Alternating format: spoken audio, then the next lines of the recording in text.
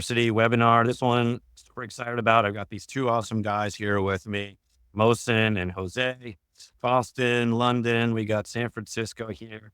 Hey, everyone, say hi in the chat. Let us know where you're joining us from. It's always exciting to see where everybody's coming from. I think we have 2,000 people registered for this. And definitely API testing is on people's minds. That's quite clear. And I couldn't be luckier to have Mohsen and Jose join me on this. So Mohsen Niazi, head of systems architecture here at APIsec. Also got an incredible background, 9 years at Amazon. I'm sure you have some incredible experiences and stories and things that you can bring here. Jose Auto Peral, hopefully I did a decent job there. Head of security engineering in our APIsec Labs team. These two guys have been really at the core of building this new capability that we're excited to show you here today. And API testing, right? Just to set the scene, we've been talking a lot about API testing since the beginning of APIsec University. Our first course was API pen testing from Corey, right? His book, Hacking APIs, right? So much of what we talk about is API testing, but today what we want to do is go deep into that. James from DC, my hometown, we're going to go deep. And in fact, as many of you know, or maybe don't know, we do courses, of course. We've got workshops, we do these webinars, we do APIsec Con, but we've also released tooling, right? And we have a tool available that these two gentlemen have been really at the core of creating that is something you can start using today, right? Callie from Stockholm, I was just in your neck of the woods. So really excited. We're going to talk about it and we're going to show it to you. And as always, we got some fun giveaways. And as always, we want your input. We want your feedback. Chris, I already see a good question. What is better to test and secure beyond OWASP API security top? One thing that's cool about Jose is he is a published author multiple times over, and he's got a new book coming out called Secure APIs. If you're interested, you can use our code APIsec. That's now covering, it's APIsec 45, I think is what it says behind that promo there. You get 45% off on Jose's upcoming book. You've been writing and creating tools and thinking about and writing books about API security for a long time. Why? Partly because I realized it's a poorly understood topic. I think it's one of those topics. It's kind of, we have a lot of background on application security, and the OWASP top 10 has been around for a long time. The top 10 for APIs the first edition came recently in 2019, and it was very much like the application security model, the traditional web security. And I think what has happened since then is we've got to understand APIs a lot better. The way we build applications these days, it's all APIs, right? Most of the backends are built with APIs. And we get, with this experience we've got in recent years, we get to understand so much better what are the attack vectors we're facing, the type of attacks we are facing. With this knowledge, what's happened is recently we got this new version of the OWASP top 10 for APIs, right? So different from the previous one, so different from web application security. Very specific on the problems we have with APIs. And what I realized is, before joining APIsec, I was working as a consultant with very different teams, very different organizations. And I see, the API security is one of those things we tend to skip over. Security is usually not one of those things we tend to focus a lot on. But API security in particular, and especially, one of the reasons is because there are so many things that we don't tend to think about in detail. They just don't think about them, but that have an impact on security, like the design, the very design of the API, how we configure certain parameters, for example, that has an impact on security. And, leaning on this experience, I thought we got to treat this topic properly, right? We need content. We need to do some thought leadership here. We need conferences, we need workshops, we need courses, we need books. We have to start thinking about this properly, right? All the vulnerabilities, all the breaches you've been talking about in the past years, it's because of this, right? We need more awareness of the problems we are facing. Yeah, you paint a big picture, right? I think you were maybe ahead of everyone, right? 10 years ago, I think you were starting to get into this space. 5 years ago, OWASP created its first API top 10, and now we have the second edition. And we've seen so many breaches out there that keep happening. And they're really quite shocking in some ways. Most, I want to bring you in here, right? There are lots of different approaches to curing APIs, but where you have focused is on testing. So why did you think testing is where we need to be, like where there was a gap that needed to be filled? Primarily because, like we said, I think 5 years ago when OWASP top 10 came around and with its first edition, there was all of a sudden this increased focus on figuring out, hey, whether what we built over all of these years in the past is really secure. And over time, while I was still at Amazon, what we discovered was getting API security, getting APIs to not be secure was way too easy. All of the things that we needed to do to get them secured were sort of repeatable processes that we were applying to the APIs that we built in the past.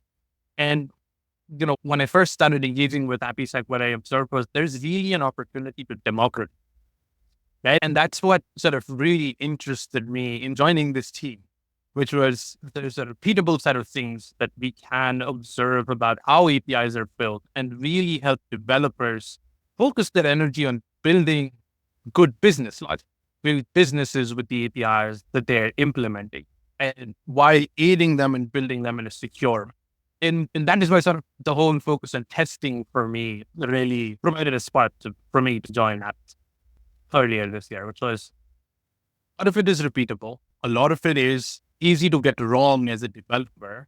And as a developer, what I want was really a tool or a product that could help me understand whether what I'm building does meet the standards that the industry is now setting, without having me spend a lot of time trying to figure that aspect of building APIs out versus focusing on building a business or aiding the business that I'm on.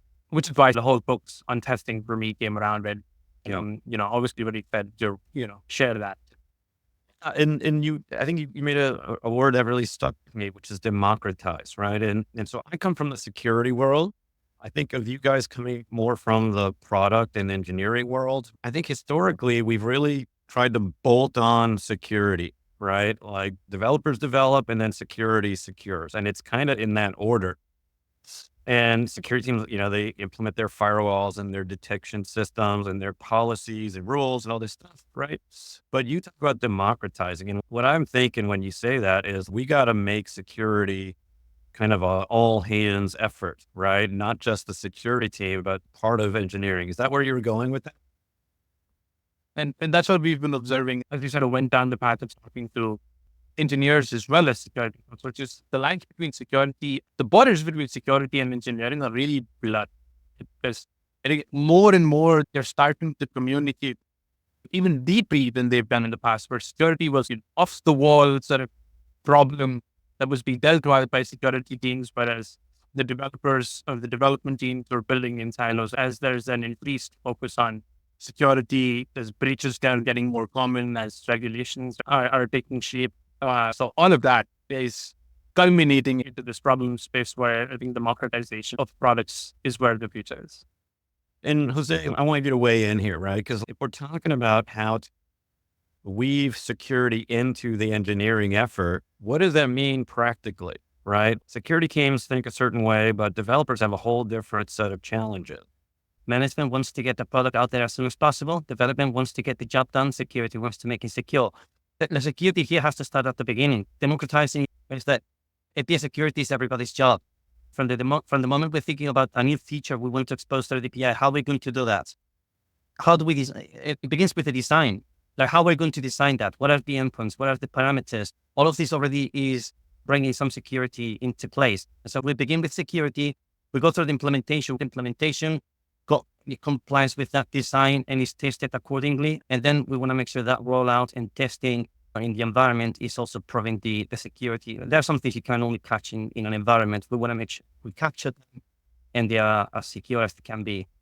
I talk a lot to security teams and I hear certain things that feel like I wouldn't hear that if I was talking to an engineering leader or a CTO or VP of engineering.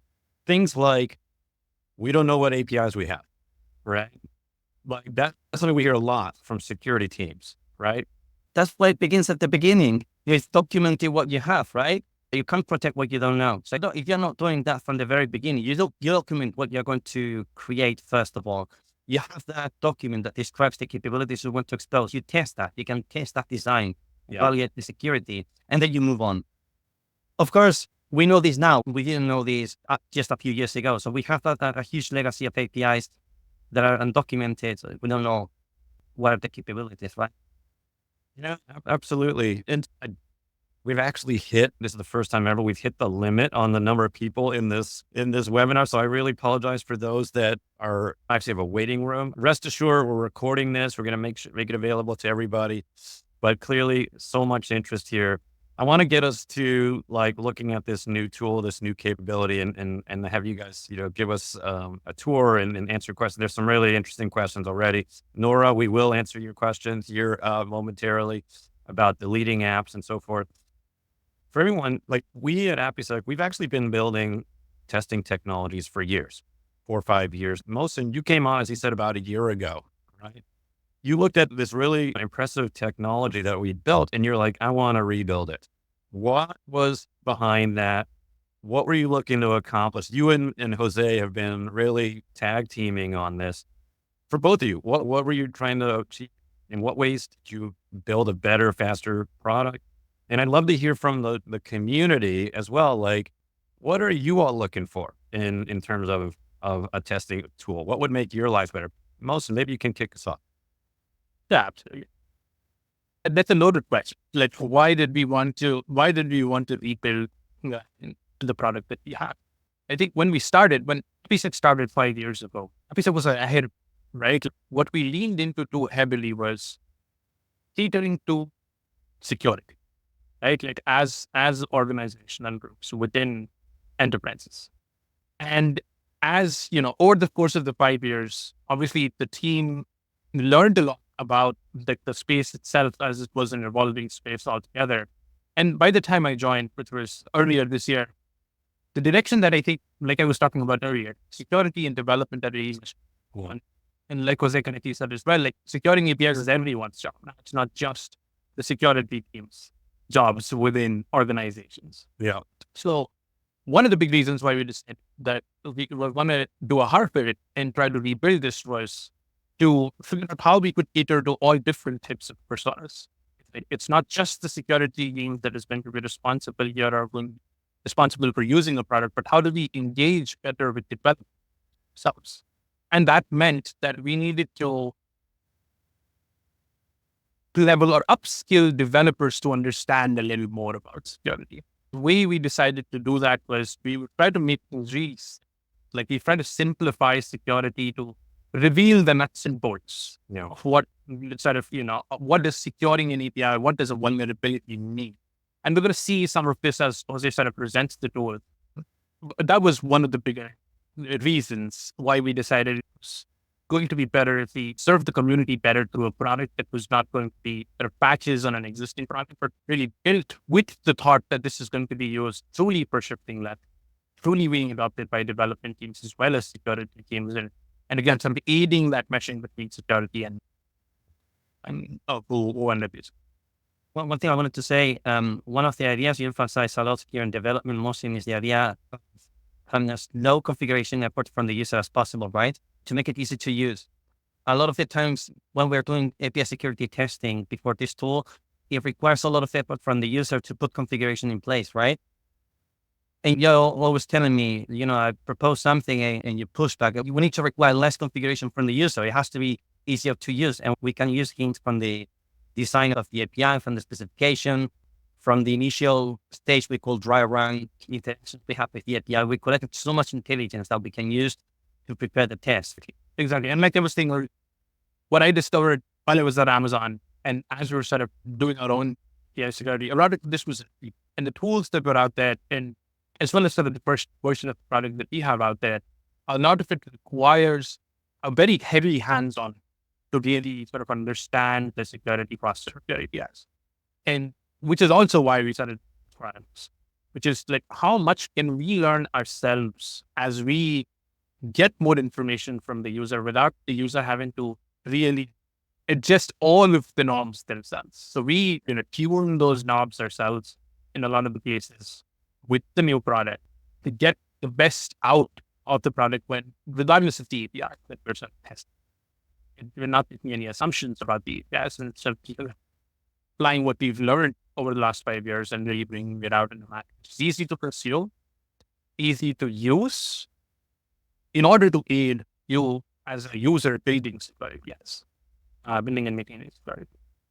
Well, I want to get into the sexy part of today's session, and we actually have a few polls. I'm going to throw the first one up here, which is, how do you test your APIs? Many of you have probably attended some of my workshops and others. We've talked a lot about that there are really three main approaches that people have for testing their APIs today. There's, sadly, option one, do nothing, which is really an option, and it's probably more common than you think. At least 9 of you have answered, honestly. That do nothing is what you do. And I appreciate you for being clear. Option 2, do it yourself. And this is like taking time, sitting down. And I see this is probably the most common, right? Using tools like Burp and Zap and Postman, which are fantastic technology. They're really incredibly popular, very powerful, right? I think the challenge, I'd be curious what you guys think on this, is you got to really know your stuff. Right? If you're going to test your APIs yourself, you got to know the tool. You got to know what kind of attacks to simulate, how to simulate them, all of that kind of stuff. But these tools are really strong, and it looks like these are the dominant things out there. Option 3 is get someone else to do it, right? Hire a pen testing firm or a consultant or something like that.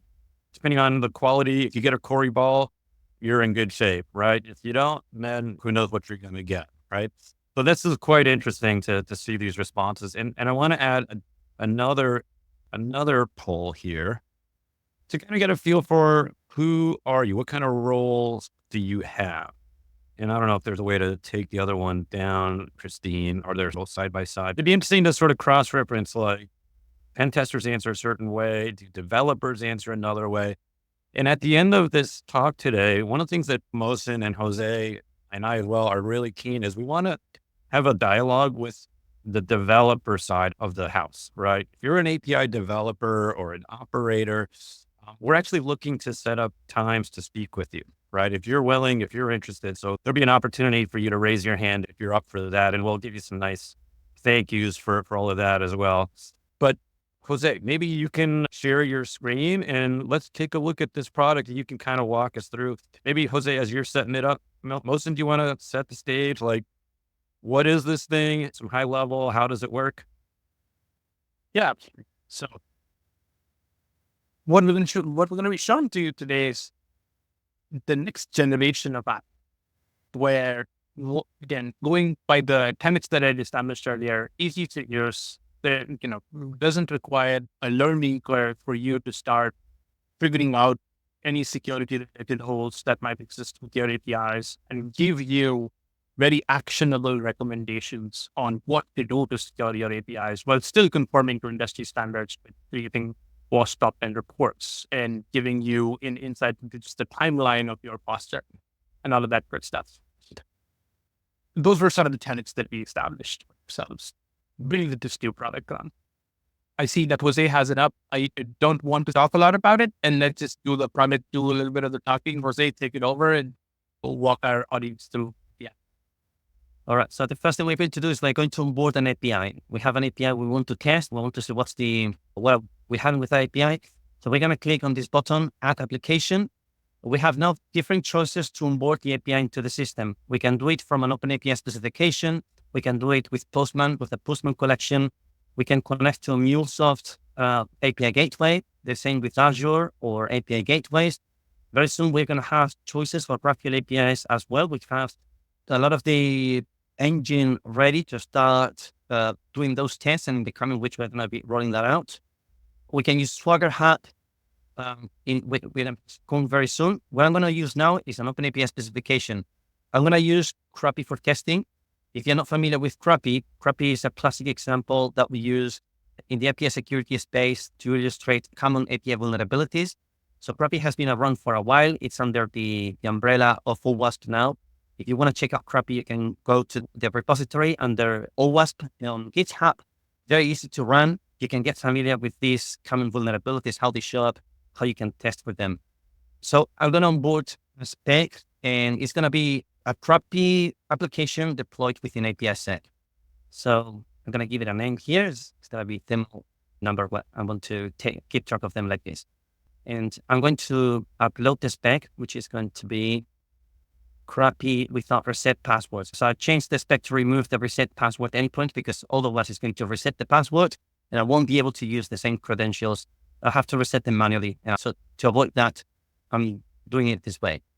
Just to say, there are tons of similar applications these days. APIsec has a bunch of similarly vulnerable applications that they use for exams and certifications. You can check them out. I don't know, Dan, but I think anyone can check them out. And we will have a bunch of those as well. And we will encourage people to publish their own APIs of this type to help us test the resilience of the tool. So we do this, we name the application, we upload the spec. You can do it as well from a URL if the documentation is published on an endpoint. Now here we select the server we want to test against. So if you know, OpenAPI allows you to document the various servers on which the API is deployed. It can be a dev server, staging environment, production.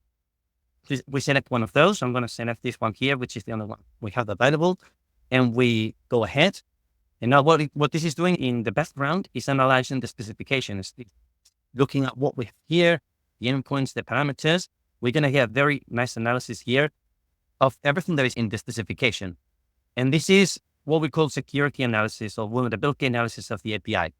So the idea here is we are looking at the endpoints, we are looking at the parameters, at the payloads, at the data, what the data looks like, what is the format, the types.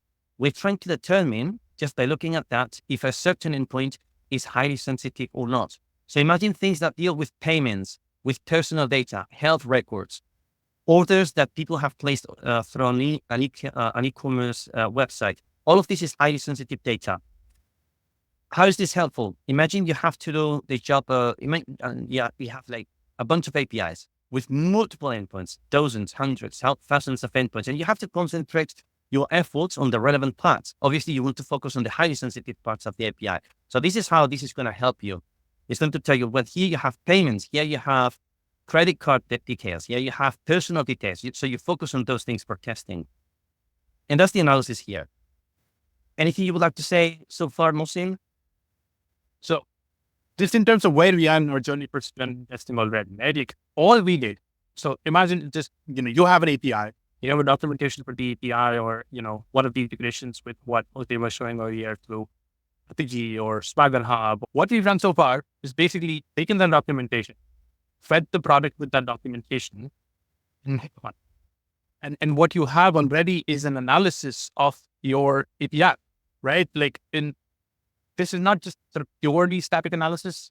We use GenAI in the background to sort of give you all of these recommendations in terms of sort of classifying things as sensitive, giving you a little bit of information about the API that you have, like hundreds.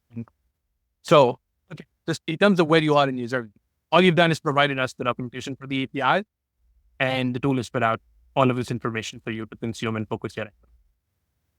Awesome. Right. So we've done that. The next step is, well, what could be the next step, right? Mohsin, what do we look at here to know what we do next? We have an application model. Maybe explain that part because you've been heavily involved in that development. One of the things that we really focused our efforts on was, like I was saying earlier, we want to make API security testing easy.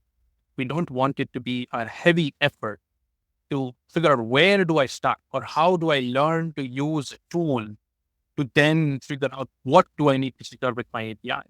And that's why we created this whole concept and introduced this whole concept called the app model, which you're seeing on the far right of your screen, where you're seeing a percentage 47 point. What the app model is really your journey securing the specific API that you have onboarded onto it. And what we provide here is the most high value next action that you can take to continue your journey towards securing it. Yeah. So what you're seeing with where we are in our journey already is just by uploading the spec or just by onboarding your API onto APIsec, you've completed the first two steps in your journey, which is, hey, you can explore your API, based on the screen that Jose is on right now, which is the endpoints tab, and really understand, okay, here are my endpoints. Here's the sensitivity of those endpoints, whether those endpoints are authenticated or unauthenticated. You just sort of, sense the API. And a second step is what APIsec tried to do automatically was it tried to reach the API in the backend. So we communicated with the API at this point to see whether we as a product will be able to invoke the endpoints specified in the API. And which is why the second thing that you're seeing in that app model, which is the application is reachable. If it was not reachable, it would give you very specific steps to make it reachable. And the next action that the app model is recommending is, hey, you're ready to start an unauthenticated scanner. So, again, the app model is really a jerk in securing your API. And then we give you a sense of completion through the percentage that we're seeing. So we're saying, hey, you're almost 50% there with everything that we've been able to discover. Just use the tool, click on the right set of things where the actions are being recommended to continue this. So, Jose, why don't you go ahead and click on that recommended action that you're seeing in that app? Okay, so what we're going to do first, if we're going to run an authenticated test scan without any credentials, we're going to get some feedback already from that. So we hit here, and it's going to progress actually pretty quickly. This is some of the magic that Mosi has built into the system to run these very efficiently you'll see, like in a matter of seconds for an API. We're definitely going to need to leave some good amount of time here because there's like a lot of great questions here. So thank you all for jumping in. And we'll definitely try to get as many of these answered here. But all right. Well, this is running. We're going to jump directly to the vulnerabilities that are discovered. And then we're going to add the credentials. That's the next step here. And we run an authenticated test scan. You're going to see how we capture different vulnerabilities depending on how much data we have. Right, so just a few seconds. And there you go. So 54 seconds, right? We have an API with just over 40 endpoints analyzed. And we just looking at this, we've included a bunch of things. So we have endpoints, that's the vulnerability analysis of the API. We have vulnerabilities now here, which is the result of the analysis we just executed. And we have a lot of interesting things here. So the way we are displaying this is whenever we see something interesting from a security point of view, something that looks vulnerable, it appears here bound to the endpoint where we found this data point. We have some tests that are not bound to an endpoint. They will show up differently when they come up in a few weeks. But for now, endpoint-based, we have things like endpoints not enforcing authentication. So from the documentation or the configuration that the user will give us on a panel separately, we have information about whether the endpoint is authenticated. So this endpoint is authenticated. And what we found is that without credentials, we can access this endpoint. So you see, we have a 200 status response here. We have the data and we didn't need any credentials. This is giving us a detection already that an authenticated endpoint is accepting unauthenticated requests. We scroll through these, we have things like misconfigured or lacking course headers in the API, in the responses, it's done per endpoint. Everything is analyzed, successful and unsuccessful responses as well. We have lack of HTTPS headers. This is especially relevant for applications running on a browser. So it's telling course and HTTPS. So obviously it's more relevant for browser-based applications. So the data that is coming from the server, this is going to be stored locally. Can we allow requests to all the servers? That kind of stuff. And we have, so those are the detections we have so far. If we add credentials now, we're going to see more detections. So I wanted to go through the whole thing so you see what we have now and how we get more information if we move on to authenticated scans. Would you like to say something at this point, Mohsin? Yes. Jose, can you pick on one of the vulnerabilities? I really want the users to sort of understand what we have here. So what was interesting is that the tool, we ran a scan, it completed in just under a minute. It gave you like 84 vulnerabilities. And what you can do is really dive into each one of them individually. So when you click on a specific vulnerability in the tool, what you have here on the left side is really us explaining to you what that vulnerability is and how did we classify this interaction with the endpoint as a vulnerability. Why did we do that? And then more importantly, what we recommend you, that's the remedy you're seeing on the left side. The remediation is really our effort to give you the exact set of things that you need to do to go and fix this vulnerability that we've discovered. And the right side of the site, really all of the interaction logs that we are spitting everything. This is how we try to interact with your endpoint. And this is all of the information that we got. And you can validate our assertions, our logic against what you're seeing as sort of the wire. As a developer, I personally like raw logs, which is why we specifically built an option for you to view the raw logs in case it's just easier for you to consume. Okay, this is the API. This is how APIsec interacted with. This is what came back. And I understand as a user why this was classified as a vulnerability. And there are a lot of things that you can do. If you are a security persona, what you want to do is you want to triage this spike. Yeah, if you click on those 3 little breadcrumbs that you see, if you think that the way we've come up with this vulnerability does not apply to the specific API that you have because course or any other policy that is created, if it's done in a manner which is different, that is specific to your API organization, you have the capability to mark that as a false positive right then and then. Things will be this. We will never tag that finding as a vulnerability in any of the subsystems, or you can accept this risk for now. Say, okay, I accept this risk, and I'm going to put a timeline on when I will be fixing it. Please don't keep calling it out in my or things like that. Or you could create a ticket. Like if you're a security professional who just wants to assign this to a developer on a developing team, when you create a ticket, we have a bunch of external issue tracker integrations that you can set. You can send it to Jira, you can send it to Postman, you can send it to various other issue tracking systems that you can create a direct integration from APIsec into your own tool so that you don't have to come to the UI here and APIsec track it. It can track internally where you go if you want. And then you can export your logs into a CSV file if you just really need to send it over the wire over an email to someone if you're a student. What we've tried to do here is give you all of the what we've deemed thus far necessary tools to secure your APIs. So that's like working backwards from that. How do we help you secure your APIs as fast as with all of the information that you might? And thank you for that. It's incredible detail available here. Some of the questions in the chat, and one from Dennis just recently, like what, here we're looking at an HSTF, but maybe it'd be good to show like the security coverage. I don't know if that was, you're planning to go there, but I think people want to see like, well, what kinds of simulations can this tool run? Actually, yeah, we have a view for that actually. Here, security coverage. These are all the tests we have in the system. You can run them individually actually. So this is, I don't know if, we don't have the content yet for these sections, but it will come up soon. And so you will click on one of these and it will tell you the same what we saw before, what's the test, how it's run, what are the assertions, and you will have an option to customize them. So let's say, for example, for SQL injection, we tell you which recipes we use, but you want to use a different SQL injection strategy, you can put it there and we run it for you. And then you can run the test, a specific test if you wish from here. So just going through this page, you will get an idea how many tests we have in the system, and it's going to continue growing. Just to emphasize on what Mohsin said, to help you fix, so here's the suggestion in this particular case. You just need to include a header with this particular content, and you're good to go.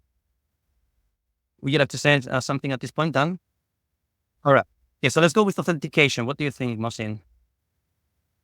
Yep, let's do it. So event-to-end authentication is the next button on the flow. So we're going to call it just authentication, or like that. We'll have different users at some point. We can give them names. We can configure multiple different types of authentication here. We can put an API key if that's the case. We can have basic authentication. We only support client credentials at the moment. We will support or at least most of the flows at some point. And we have better tokens. Better tokens is what I'm going to use now.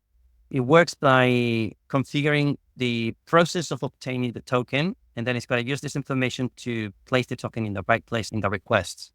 So what we're going to do here, we're going to put the URL we used to obtain the token. We're going to put the username that we want to use for the test. We're going to put the password as well.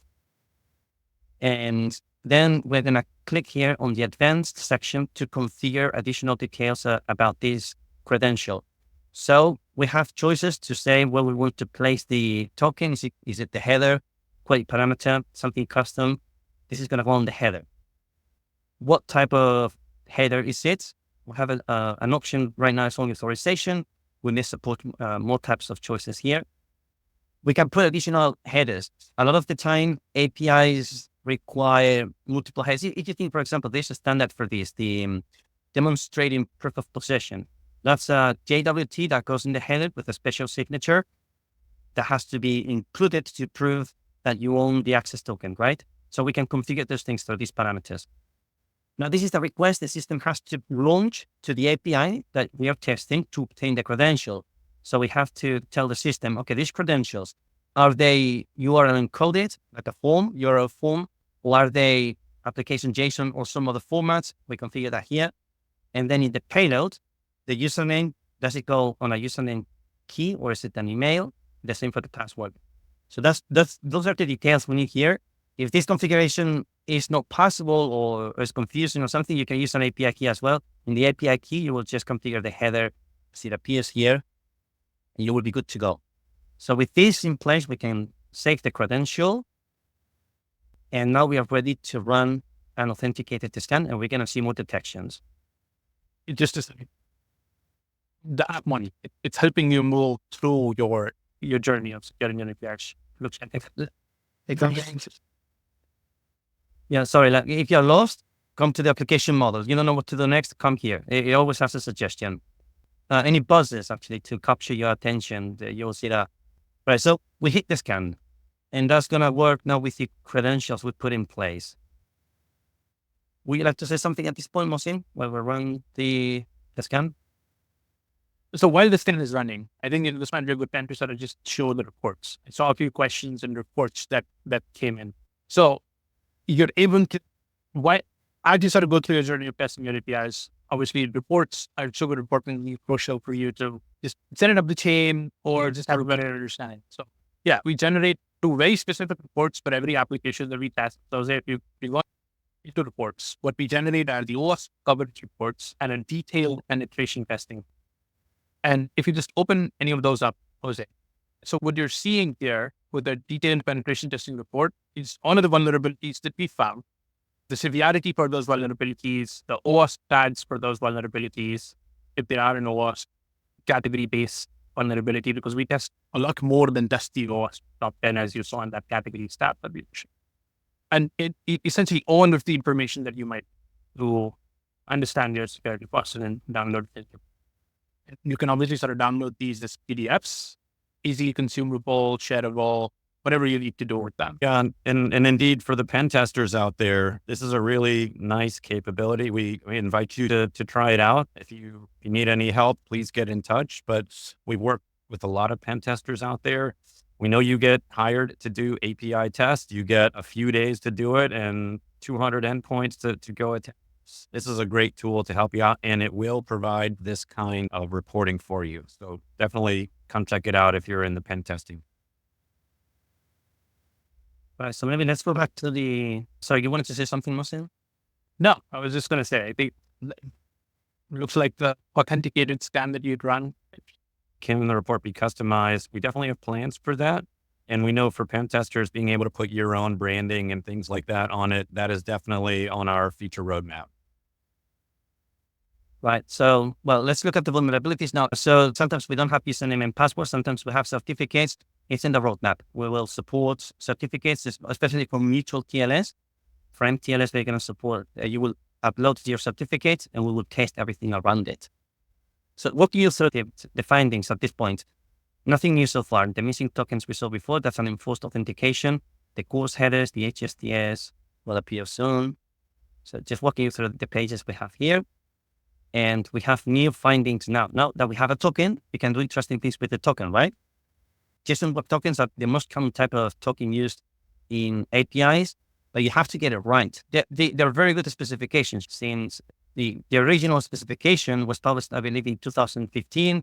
It was very flexible, allows tons of choices. Around 2020, I think is when we got the best practices around JWT or JOT. And that is very strict on the types of algorithms you can use. The types of choices you can allow in that property, the keywords you can include, information, the claims and everything.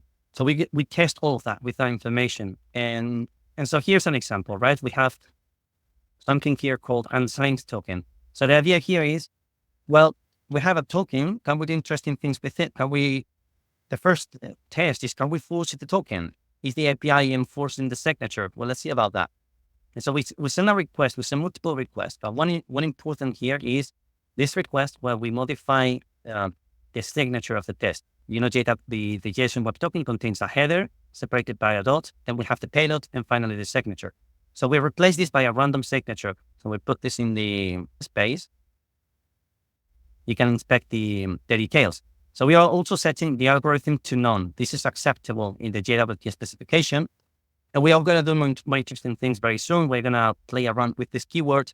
Something that happened a few years ago with Auth0 and some other providers is you put the E in capital case, and suddenly you can break the password. So we're going to do things like that just to ensure you have robust tokens. And what happens here is, this detection here is with a low level. It's a ESS5. So it's not like a high confident detection, but it's interesting what's happening because we are sending an unsigned token, and instead of getting something like a 401 or 403, we're getting a 500. That is telling us that we may be able to do something interesting with these tokens in the backends. Maybe we can send some data that doesn't complete processing completely, but it may do some interesting things in the backend. That's what the kind of information we're trying to gather here. And this information, we use it in other cases later. Like, okay, we can send a token with this kind of signature. Let's try something more interesting. Let's remove the signature. Let's change the emails in the token. So if you see the payload here contains the subject is an email, that would be a detection of its own, is personal data being leaked in the token. So we change those things. We change the expiration date, and let's see how the API handles that. So that's the idea here. Would you like to say, Dan or Mohsin, something at this point? Well, the only thing I would just say is I know we're getting close to the hour, so I want to make sure we leave some time here. So, try to get through what you can here. I know people want to see the integrations as well. Right. And I know you've got RBAC and BOLA. Just very shortly, what I wanted to say here is, imagine if you're in the role of trying to figure out what's going on with your API. These are isolated detections, right? So this is telling you here that we can do something interesting with the token signature. Here we have missing tokens. If we go to the scans, we have some other detections in the scan history. And here you have a summary of the whole execution. What happened? What are every test we run, how we run it, why it passes, why it doesn't. And we have informational detections. Now, one of these detections is when the identifiers are numerical or incremental order. So here's a case of that. If we click on this, we have the details. So you can look at the payload. It certainly is a numerical ID. It's incremental. So you can combine this information with the information we had before, that we have endpoints that are not enforcing authentication. If that endpoint has a numerical identifier, we can play around with resources and try to break access into that data. Basically, as a penetration tester, you can use this information to put together a story.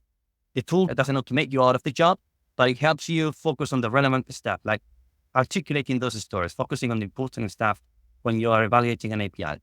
That's what I want to show here. We can move to RBAC. If you want to say something before that. Okay, one. All right. So RBAC.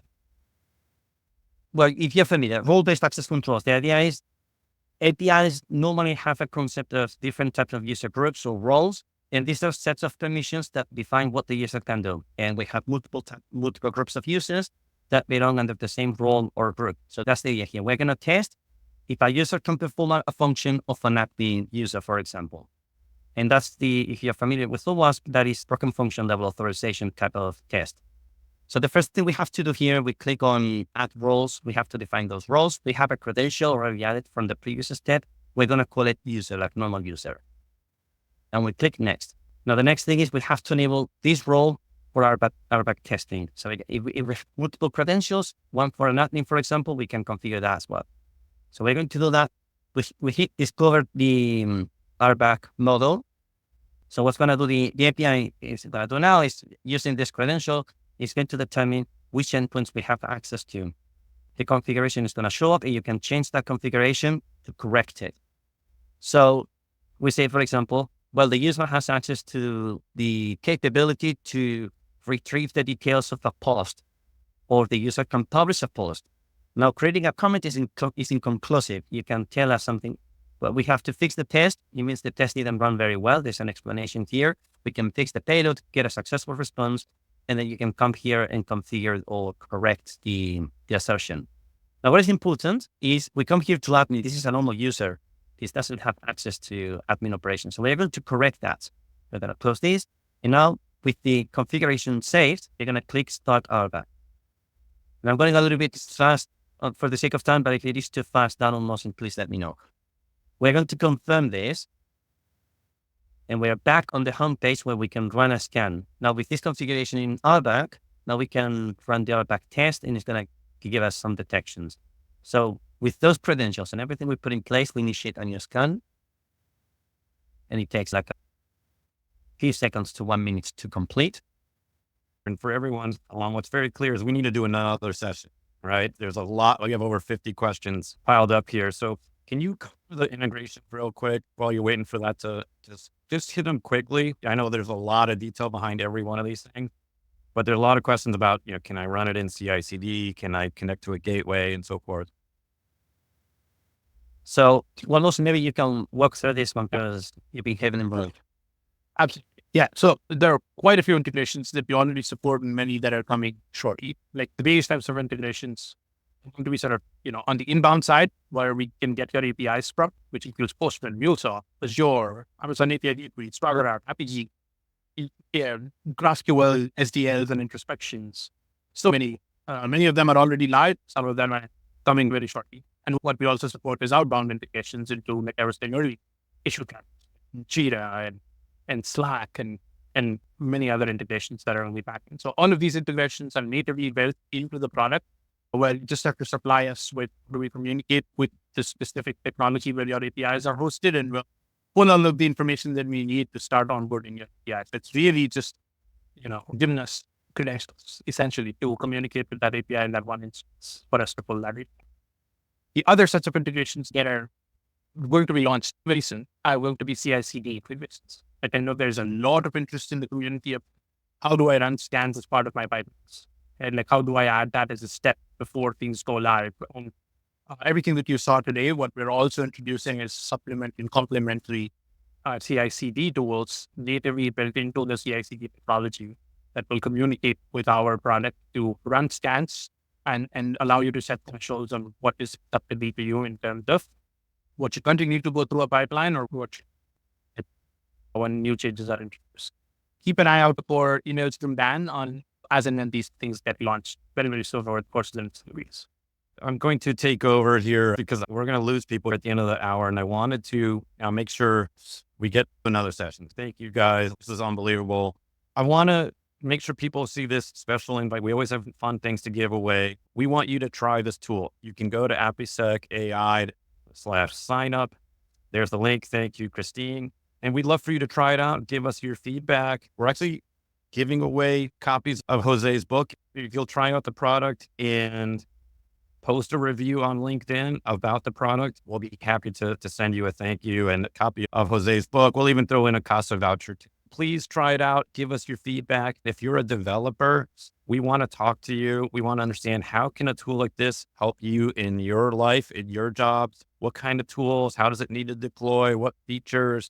So please let us know about your willingness. If you're willing to hop on a call with us. If you're developing APIs, running APIs, operating APIs, we definitely want to talk to you.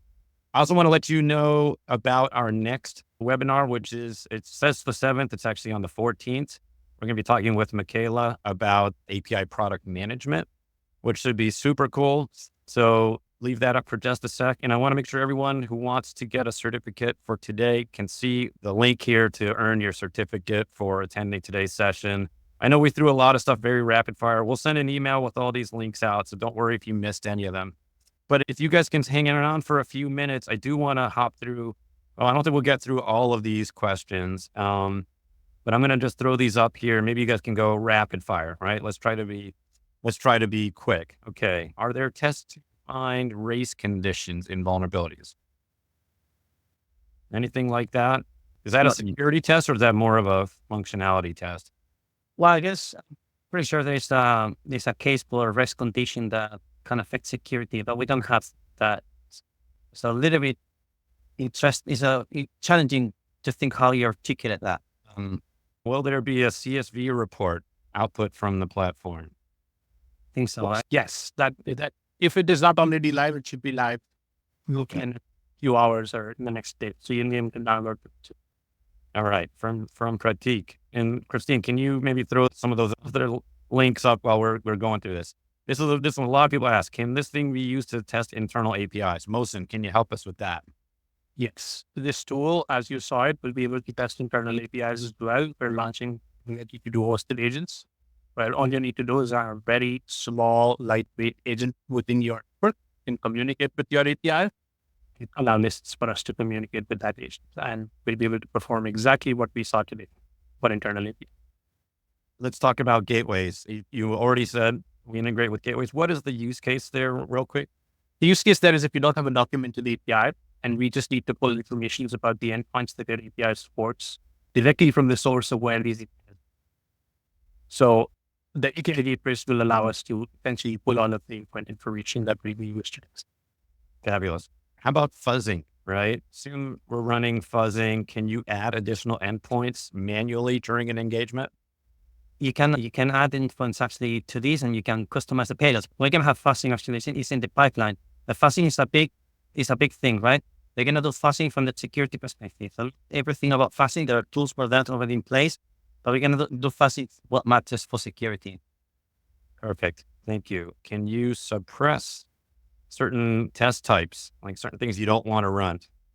Yes. You can specify the scope of the categories that you want to run. So you can choose the set of categories as well as set of endpoints that you want to run it on, and all of that is configured above with it. Can you exclude endpoints? And that sounds like you were doing something like that in the demo here. Yeah, here it is. Do the vulnerabilities include all the risks of the OWASP? And does it go beyond the OWASP? So we have the roadmap to include everything in OWASP, not everything on, some things like, logging, lack of logging, or whether you are validating requests from a third-party API. Those things we can't do because it's inside your system.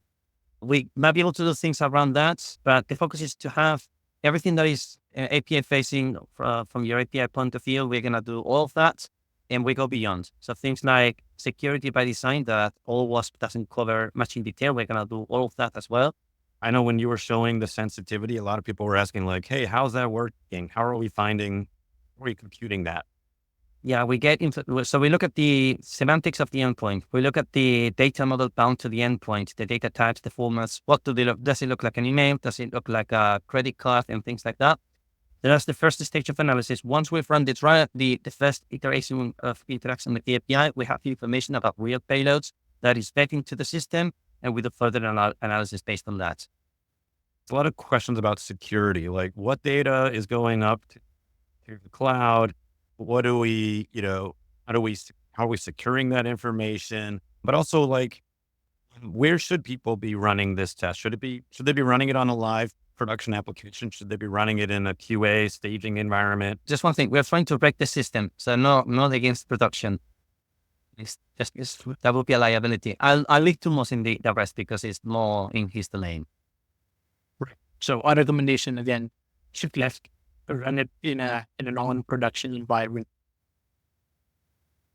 That QA, beta, whatever you have in your pipelines, whatever different kinds of servers you support. People had questions like, what data are you storing? How are you securing it? That kind of thing. Oh yeah. So all of the data is encrypted both at rest and in transit. All of the data is stored in servers here in the United States and North Virginia data centers. And what kind of data? It's all of the endpoint data from the API that we pulled when we integrated with your gateway, your credentials, which are again stored in separate vault, separately encrypted to different keys, and then the interaction logs that you saw when we communicated with their API. That's about it. And I should point out for folks, this is for this instance. There are a lot of different options available from a deployment perspective. We can run in region, right? So if you need an instance running in Switzerland or something like that, there are options for that. We also offer a full on-prem edition, right? So if you don't want any of your data leaving your environment, that's fine. We also have on-prem capabilities as well. Those are definitely in our enterprise tiers as well. Jose, you'll like this one. What are our plans on GraphQL? It's coming up very soon. It's Very We have the engine ready. We're hooking it up with the rest of the. So we have a concept of like test suites, right? We have modules that implement each test category. So we're going to hook it up with all of that. We have to just finalize the plumbing with the UI and some of the components in the system, and that's going to come out right away. Once we have that, we'll have different ways of onboarding a GraphQL API over time. So we will have, you can put an introspection endpoint, you can put the result of an introspection query, or you can put the SDL, different choices, and we take it from there. And then, okay, last question, promise. Because I told Nora that I would definitely ask most in this. People currently cannot delete their APIs out of the platform. What is the plan to support that? Yeah, so we're gonna add the functionality for you to self-service delete applications that are creating with the platform.